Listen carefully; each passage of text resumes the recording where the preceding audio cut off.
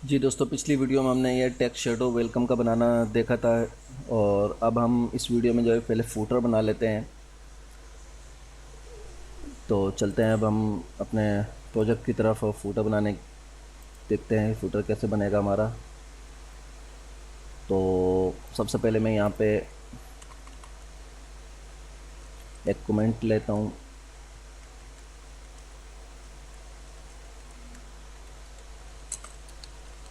Footer start, footer close. ठीक है। अब यहाँ पे मैं 2-3 डिव लूँगा। अच्छा, ये जो हम काम कर रहे हैं मैं आपको बता दूं, ये जो काम हम कर रहे हैं बिल्कुल बिगिनर्स लेवल के लिए कर रहे हैं। बिल्कुल वो स्टूडेंट जो जिन्होंने HTML और CSS अभी सीखी है, ये उनके लिए हैं। लेकिन जब प्रोफेशनली हम काम करेंगे तो हम जावास्क्रिप्ट को यूज़ करते हैं। ये तमाम एनिमेशन के लिए हैं और इन तमाम चीज़ों के लिए जावास्क्रिप्ट और jQuery को हम यूज़ कर रहे होते हैं। और अभी जिस तरीके से मैं फूटर बनाऊंगा तो हमें एक मेन कंटेनर लेना होता है, उसके अंदर हम तमाम काम कर रहे होते हैं। ये सब चीज़ें मैं आपको आगे अपने आने वाले ट्यूटोरियल्स में सिखाता रहूँगा कि प्रोफेशनली हम कैसे काम करते हैं। लेकिन ये जो ट्यूटोरियल है ये तो उन लोगों के लिए हैं जो बिल्कुल बिगिनर्स हैं, उन लोगों के लिए हैं। तो अब यहाँ पे हमें एक डिव बनाते हैं।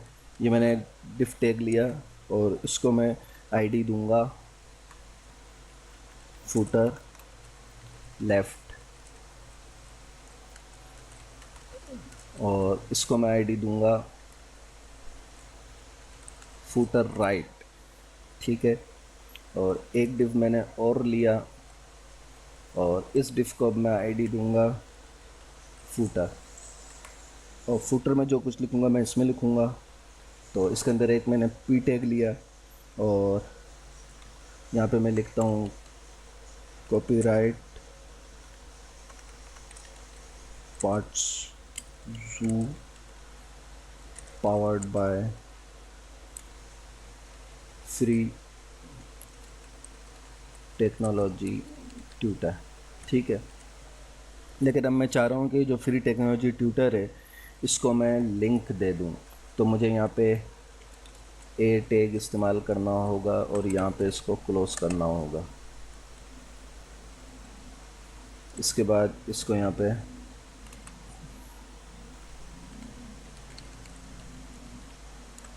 youtube.com का मैं लिंक दे रहा हूँ फ़िलहाल। तो और उसके बाद हम यहाँ पे जो है, अब मैं यहाँ पे कॉपीराइट का एक निशान लगाना चाह रहा हूँ साइड। तो उसके लिए हमें एंड और कॉपी यहाँ पे लिखना होगा। तो अब ये कॉपी का मेरे पास कॉपीराइट का सिग्नेचर आ जाएगा। तो यहाँ पे अगर हम देखें तो ये आ गया, कॉपीराइट का सिग्नेचर भी आ गया है और ये कॉपीराइट कार्ड, ये सब चीज़ें इसमें आ गई हैं। ठीक है। तो अब हम इसका ज़रा CSS करते हैं। इसके अंदर CSS के ऊपर कुछ काम कर लेते हैं, फूटर के ऊपर कुछ काम करते हैं। फूटर का सबसे पहले जो हमने आईडी ली थी फूटर, उसको यहाँ लेते हैं और इसको मैं विड्थ दे रहा हूँ 100%।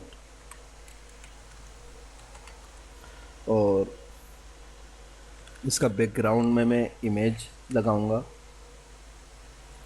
URL देके, इमेज स्लैश फूटर के नाम से मेरे पास फाइल है JPG। ये देखते हैं फाइल इसने ली या नहीं।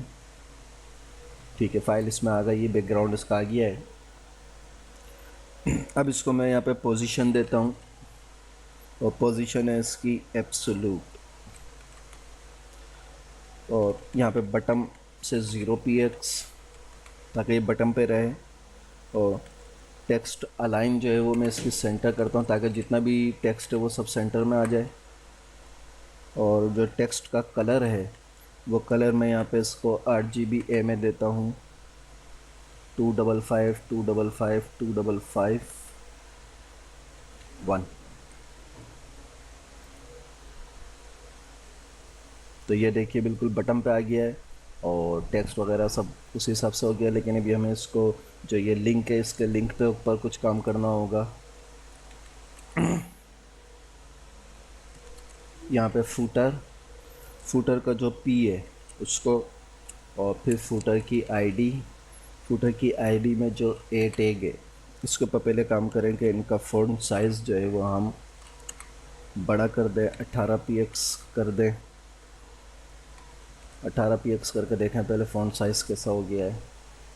सही है। इसके बाद इसका कलर में फिर RGBA में वही जो ऊपर कलर दिया वो यहाँ पे दे देते हैं 255 और इसके बाद अब हम इसका टेक्स्ट डेकोरेशन जो है वो नन कर दें और बस। तो ये देखें इसका टेक्स्ट डेकोरेशन जो है वो नन हो जाएगा और कलर भी इसका चेंज हो जाएगा। देखिए टेक्स्ट डेकोरेशन नन हो गया और कलर इसका जो है वो बिल्कुल सेम हो गया है।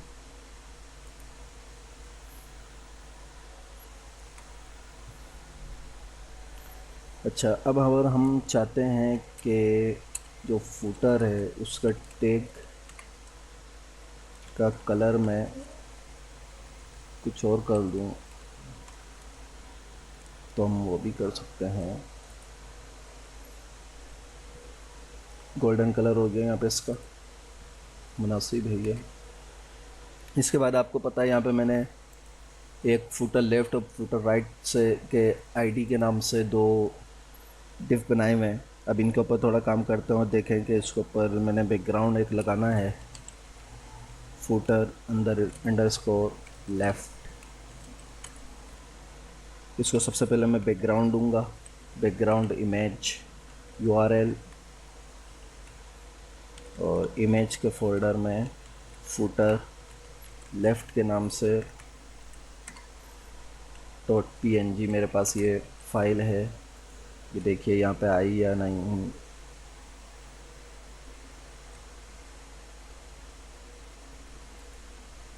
ये पीछे होगी। तो अब इसको सबसे पहले मैं Z इंडेक्स जो हमने पढ़ा था इसको मैं 1000 देता हूँ और देखे इसको चेक करता हूँ कि ये ऊपर आ जाए।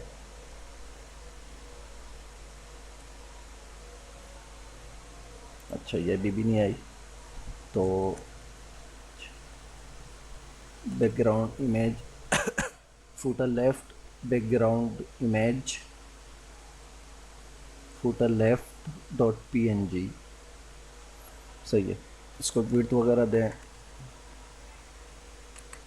विड्थ इसको मैं देता हूँ 180 px और पोजीशन इसको मैं देता हूँ एब्सोलूट। इसके बाद इसको हाइट में दे देता हूँ 100 px और इसके बाद जो पोजीशन दी है तो पोजीशन बटन से ये 5 px हो। और बैकग्राउंड साइज़ इसका जो है इसको मैं दूंगा 100%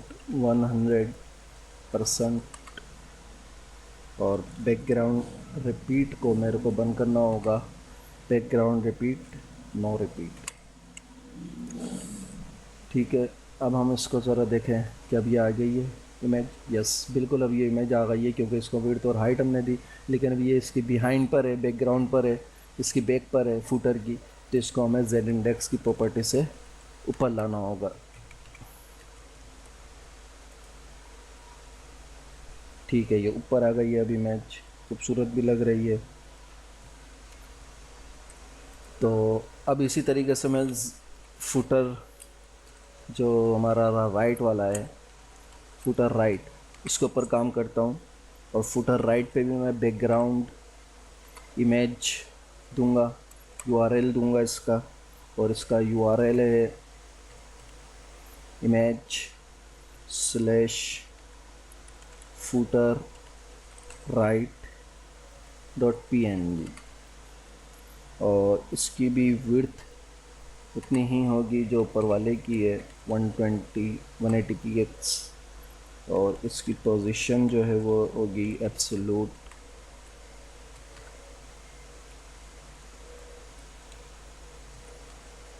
पोजीशन है इसकी एब्सोलूट और पोजीशन के बाद इसकी हाइट में दे देता हूँ 100 px। हाइट के बाद मैं इसको बटन से भी इसको भी 5 px ऊपर कर दूं और राइट से इसको 0px रखूं ताकि ये फिक्स रहे। और इसका जो बैकग्राउंड साइज़ है, बैकग्राउंड साइज़ को मैं रखूं 100%। 100%। ठीक है। इसके बाद बैकग्राउंड रिपीट, ताकि ये रिपीट ना हो, नो रिपीट। और इसको भी जेड इंडेक्स हाथ के हाथ दे दूँगा ना, बाद में देना होगा। सेव करके अब इसको देखते हैं तो यहाँ पे भी इमेज आ जाएगी। यस, यहाँ पे भी इमेज आ गई, यहाँ पे भी इमेज आ गई। अब ये फूटर हमारा कंप्लीट हो गया, खूबसूरत लग रहा है। जी दोस्तों, अब हमारा फूटर, हेडर सब चीज़ें कंप्लीट हो गई हैं। अब हमें क्या करना होगा कि इस पेज को कॉपी करेंगे, अबाउट का पेज भी इसी के अंदर बनाएंगे और तमाम पेज जो है वो इसी पेज के अंदर बनाएंगे। मैंने फ़ूटर इसीलिए पहले बनाया है ताकि फ़ूटर हेडर जो हमें हर पेज पे चाहिए वो हमारे पास यहाँ पे रहे, हर पेज में हम बनाएं। लेकिन मैं आपको बताऊं कि जब जावास्क्रिप्ट वगैरह में हम काम करेंगे तो हमें हर पेज में हर चीज़ नहीं बनानी होती, बल्कि हम हर चीज़ का अलग अलग पेज बनाएंगे और फिर उसको कॉल कराते हैं। वो भी मैं आगे चल के अपने ट्यूटोरियल में आपको बताऊंगा, ज़रा एडवांस लेवल है। अभी हम सिर्फ इसी तरह देखते हैं। अब हमें ये हर पेज पे कॉपी करना होंगे तमाम चीज़ें।